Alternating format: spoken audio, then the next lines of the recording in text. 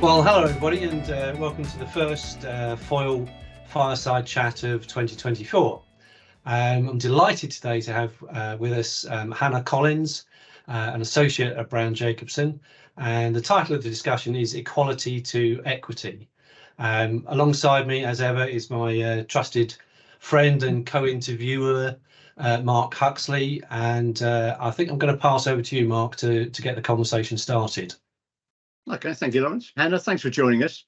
My pleasure. Thank you for having me. Thank you. So an obvious thing to get you properly framed into the conversation, why don't you tell us a little bit about your career journey and that's kind of brought you to working at Browne Jacobson? Yes, certainly. So I'm a very, very proud graduate of a comprehensive school in the Black Country, but that meant at 16 I didn't particularly have any aspirations to go into law or to go to university for that matter. But I did go to take my A-levels at a local college, and I was encouraged by tutors basically to study two of my subjects, which were philosophy and literature, at university.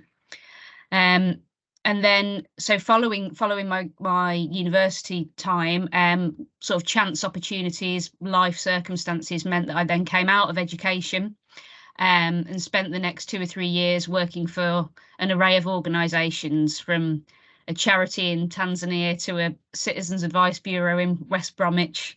And then I decided to take the jump. I took the graduate diploma in law while I was working for a microbrewery, of all places. But that was great fun. I applied and I was offered a job at Browne Jacobson at the time as an administration assistant in the IPR department, and that was in January 2015.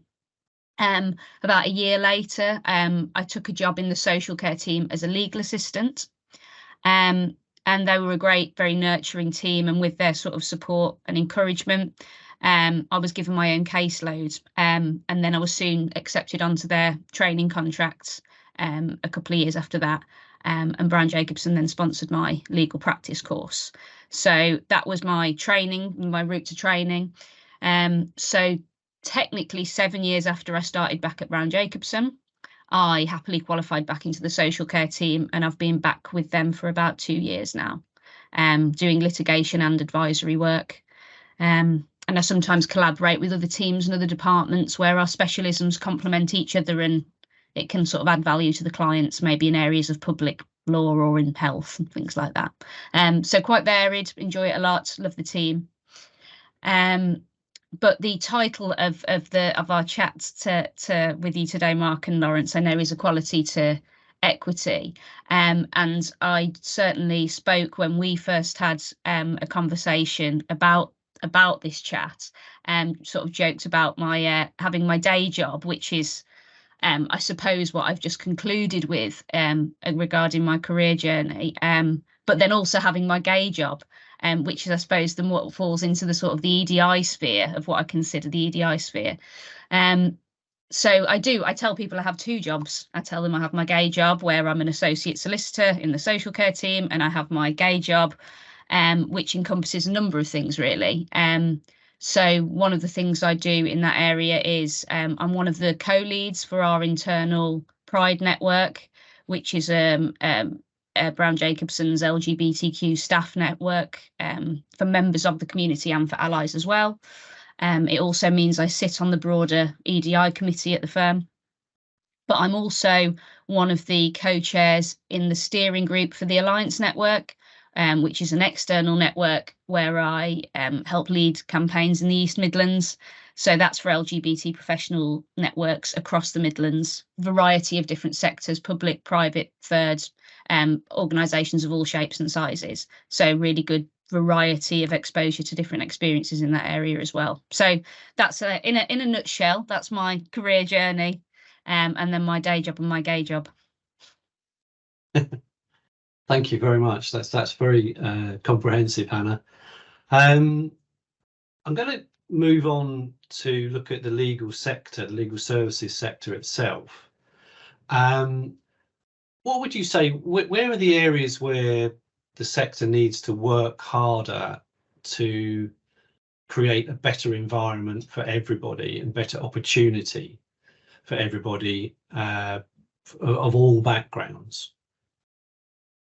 Yeah, I think I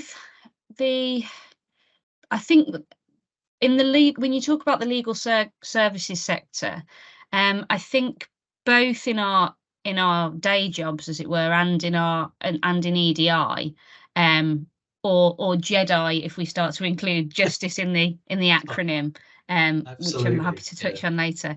I think what we tend to do is when potentially emotive or potentially contentious issues crop up, we tend to drive towards kind of trying to win an argument or debate in that area. And like I say, I think that happens in the day job and in other areas.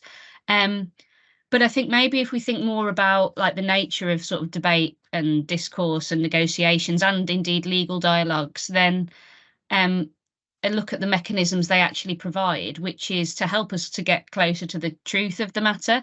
And I think with that focus, if we shift our focus slightly in that way, like why are we having these conversations? And it, is it trying to get us closer to sort of like the truth, the reality of the situation and the environment that we're all living and working in? Then we're more likely to see maybe more equitable and just outcomes in our day jobs as well. So, and in terms of other considerations to focus the sector on, I suppose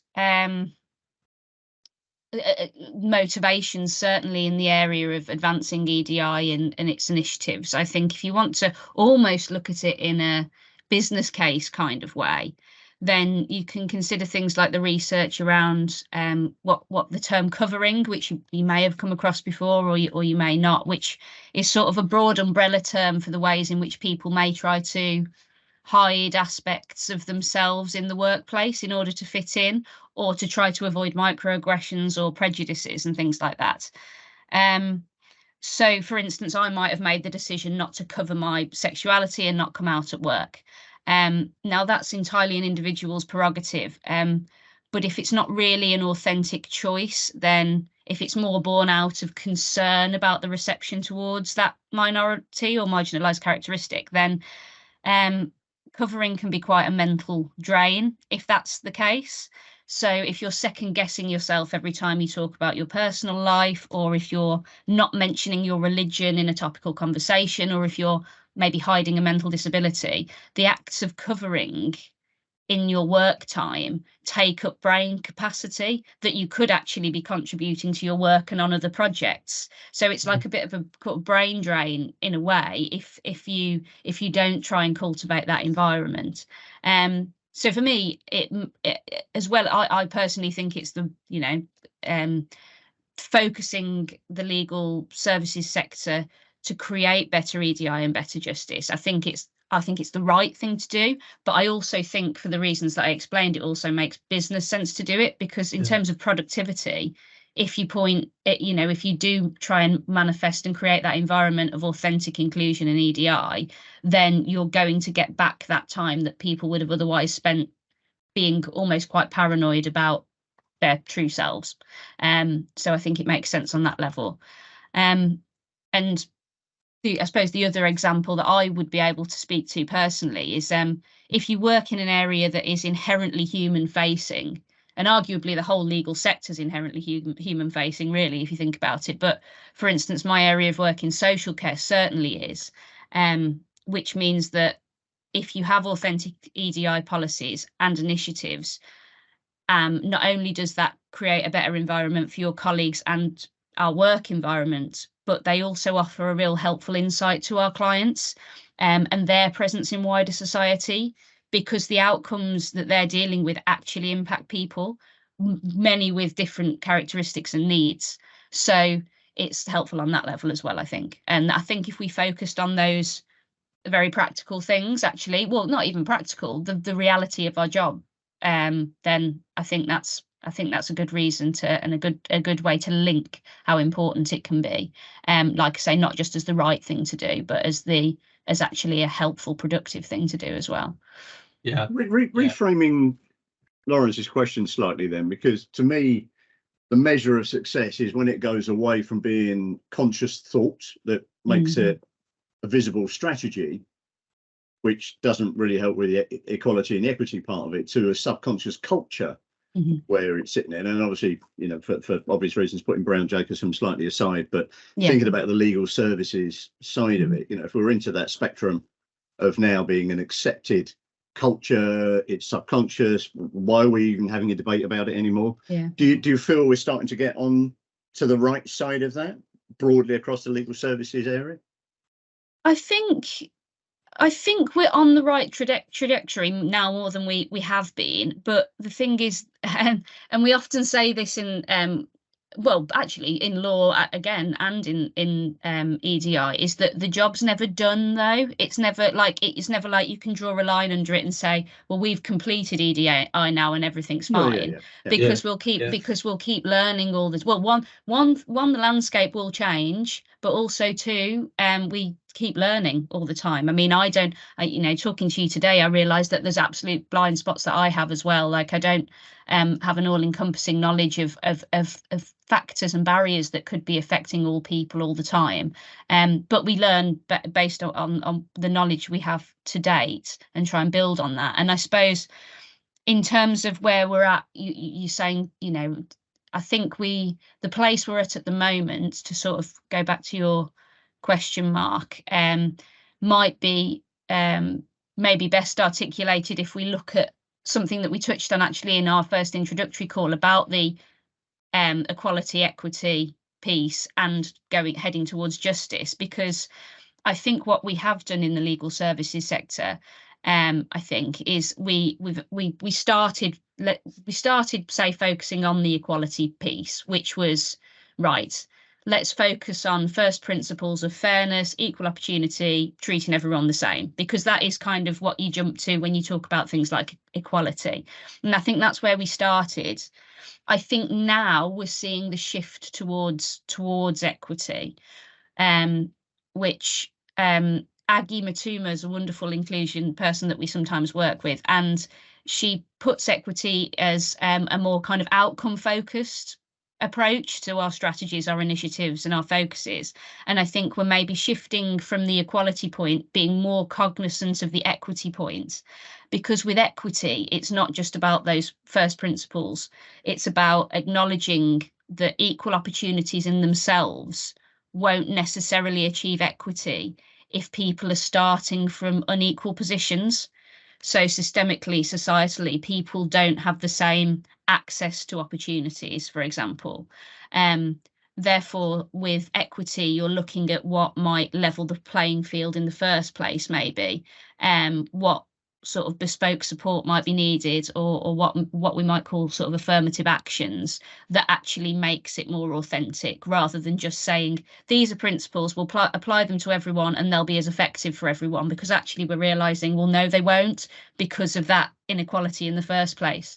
So I think that's the shift we're now seeing, which is, I think, a positive shift. I think it's progressive. The next jump, which we briefly touched on, was how do we get to the sort of the justice piece at the end of it? And justice is doing those first couple of leaps that we talked about, but then justice would be actually, I suppose, addressing the barriers in the first place and trying to remove the source or the cause of the inequality.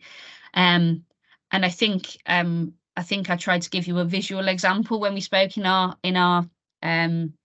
introductory call, and if you Google it, you'll be able to find it. But just by way of trying to explain it, if you look at equality, it's giving it's you picture three people standing behind a fence, and you assume that if you give everyone a box of the same height, they'll all be able to see over the fence. And that's a kind of equality premise to start from, because you've given everyone the same box, you've given everyone the same help, right? So that's your equality piece. And then when you move to equity, you know, you realize that, okay, we gave everyone the same box, but one person could see over the fence anyway. One person with the help of a box could see over the fence, but another person still couldn't see over the fence, even though you could, because you've given them the same box as everyone else. So then you look at, right, well, equity, the first person doesn't need a box because they can see anyway. Second person just needs the box that you gave them in the first place, they can see over the fence. And then the third person, actually, they need 2 boxes because otherwise they're still not going to be able to. So that's your shift from equality to equity. And then when we, like I say, looking at the justice and the barriers piece, which I think is the next progression, is when you look at, right, well, how do we change the fence? So that's the looking at, right, okay, what do individuals need more personally, but actually what are the barriers there in the first place, and can we look to remove them and make it a more just place? And I think where I see this legal services sector at the moment, I see it kind of shaping itself in the equity sphere. I think it's realized, like I say, it's moved from equality, it's getting to the equity bit, and I think the next jump will be, right, maybe heading towards more that justice piece around maybe thinking the kind of systemic problems in the first place to see how that makes a difference. And I think that's how I see us at the moment. Yeah, that's fantastic. That's really inspiring description of where things are going, and it's really good to hear. And I love that that visual description of the fence and the 3 people with the boxes. It's very clear what the issue is there. I was alarmed to hear you comment about people needing to cover, as you described it, and that clearly, if people do still feel a need to do that, there remains considerable work to be done. And I'm sure it's something that a lot of people would recognise as an issue for them at work.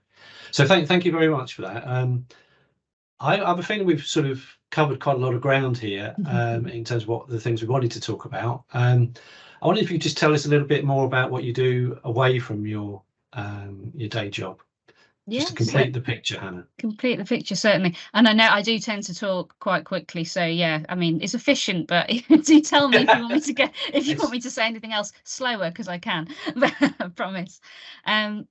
Away from work, I'm quite an active person, so I try to participate in maybe 2 or 3 amateur triathlons a year. So that's my main hobby, as it were. I really enjoy. I go to the gym, and I'm part of a running club, so that's my active side of things. Me and my partner, we both enjoy things like hiking. We've got a kayak, we do that, but we also we do all the standard things, like we enjoy the cinema and theatre and music and art and that sort of stuff, which people like to bung on the end of their CV, but it's actually true, we do enjoy those things. But my big passion is definitely doing my triathlons.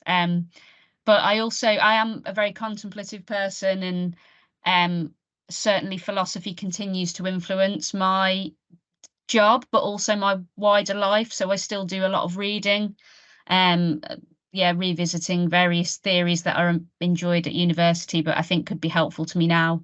So I do a lot of reading in my spare time, and listen to podcasts, which I think is a new, really helpful equivalent to a book sometimes when we're on the go so often. So yes, I'll very often be running along listening to a podcast about a topic that I'm interested in. Yeah, fantastic. I want to bring you back, sorry, having got you onto the fun stuff in your life, but just back to the justice bit, because I always think one of the lovely useful things we can do on these calls is you've got an opportunity, if there were 3 things, 5 things, X things that you could change over the next year to get that fence knocked down quicker. Yeah. What do you think the real priorities are out there for people at the moment? Just to kind of, I don't know what the right phraseology is, kind of pull the scales off their eyes or be more conscious about what they're doing.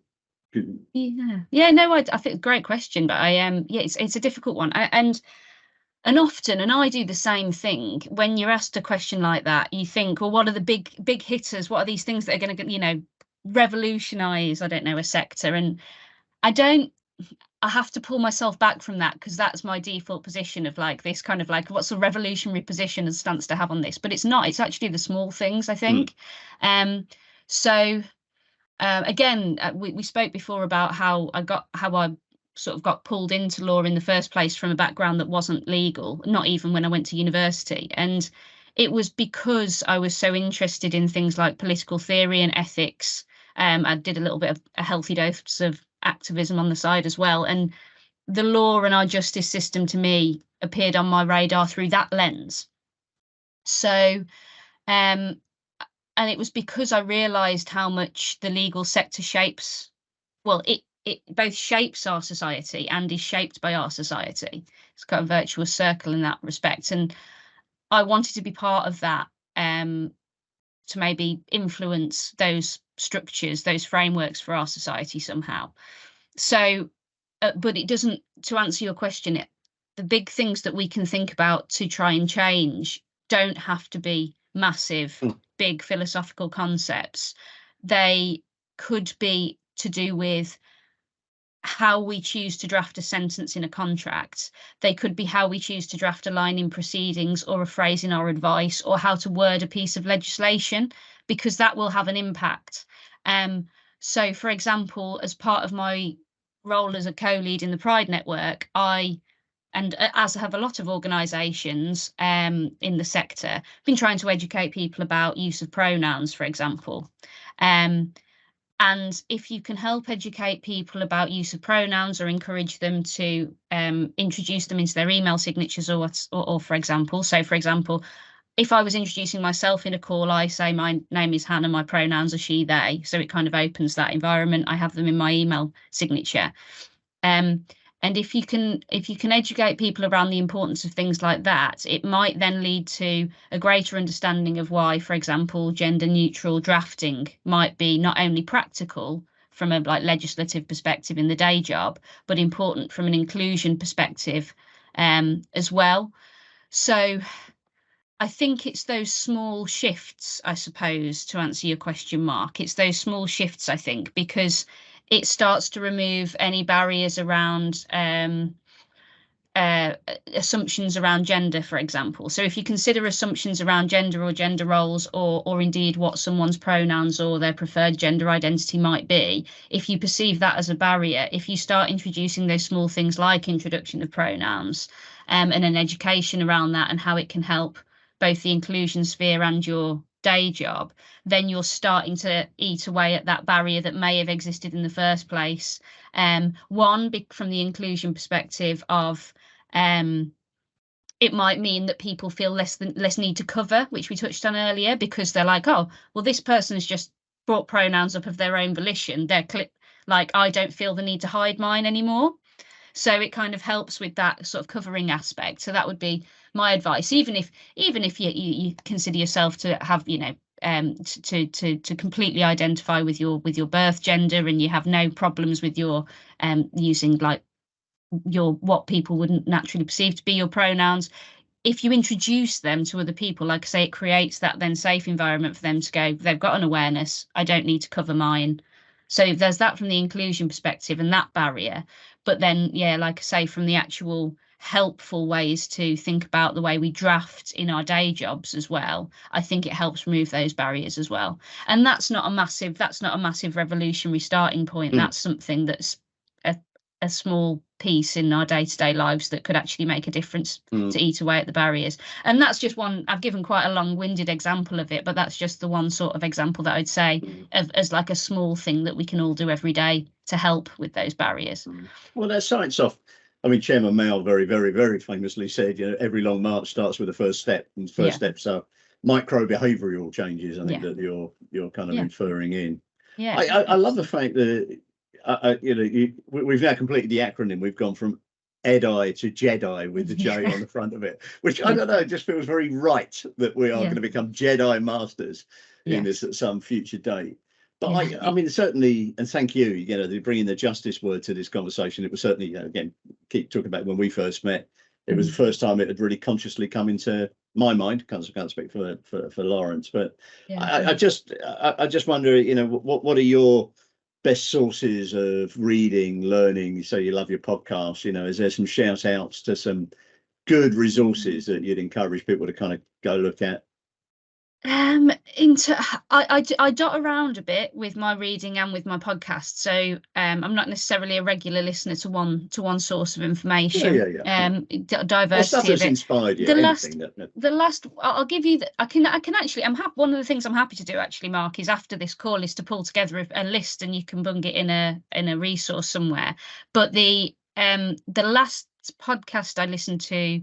It was actually off the back of Trans Awareness Week last year, and it was called Are You a Boy or a Girl? Are You a Boy or a Girl?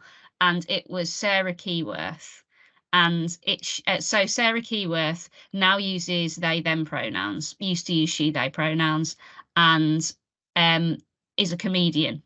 So it's a funny listen. It's a very funny listen, and I think sometimes comedy can be quite a helpful vehicle for certain conversations. Not always appropriate, but for an introductory level, just to see, to bring people together in a way that makes them laugh. Just bringing people together in the first place is a first step sometimes. So I think that was quite a nice sort of introductory podcast to things like assumptions that are made around gender. And it can be close to the bone. That's my disclaimer about it, because she's, they're a comedian. So yeah, that's but there's lots of really, really strong material, more academic material out there as well. Which I'll, like I say, I'll happily pull a list together of some of the things that I've read and I've listened to recently. So yeah, there's a whole wealth of information out there. Interesting. I think I can never remember his surname, but Ryland, the TV. Oh yes, yeah. Personality. He did a fantastic Radio 4 documentary late last year on dissecting masculinity. Okay, yeah. From all sorts of perspectives. It sounds like in a similar oeuvre. I found that just really inspiring, just to listen to all sorts of people that you wouldn't necessarily think they had views that they had. Quite positively jarring. So yes, absolutely. Sorry, Lawrence, that's a good phrase for it. Yeah. Sorry, Lawrence, I'm constantly. I asked about the last 35 questions.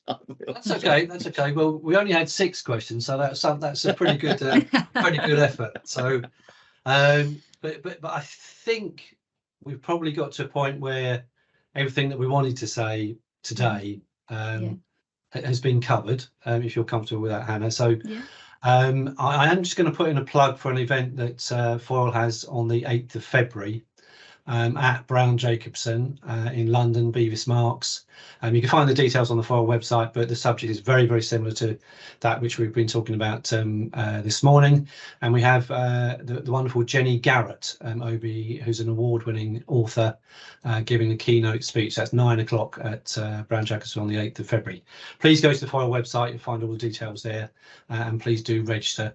It is an in-person event and there is some catering, so please only sign up if you can definitely attend, otherwise we might be denying a place to somebody who is able to come. So have a look at that, and then really just remains for me to thank obviously thank Mark Huxley for his inimitable contributions as ever. Appreciated, Mark, but particularly to you, Hannah, for all the work that you put into this morning, and all the work you're doing and are going to continue to do in this really, really critical space. So thank you very, very much for that.